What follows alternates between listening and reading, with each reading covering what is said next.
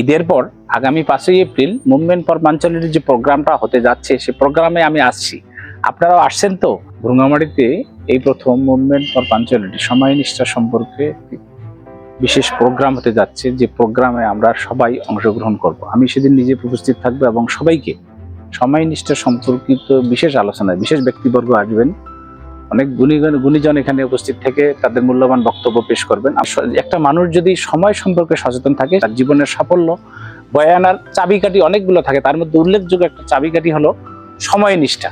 সময় সম্পর্কে আমরা যদি সবাই সচেতন থাকি, তাহলে সামাজিকভাবে বলেন বা ব্যক্তি জীবনে বলেন, প্রত্যেকটা কাজ যদি আমরা সময়ের কাজ সময়ে করি, জীবনের সফলতা আসবে বলে ইনশাআল্লাহ আমার মনে হয়। তা আমরা সেই প্রোগ্রামে আমি থাকবো, আপনারা সবাই আসবেন। এই প্রোগ্রামের সফলতা আমরা সবাই কামনা করবো ইনশাআল্লাহ।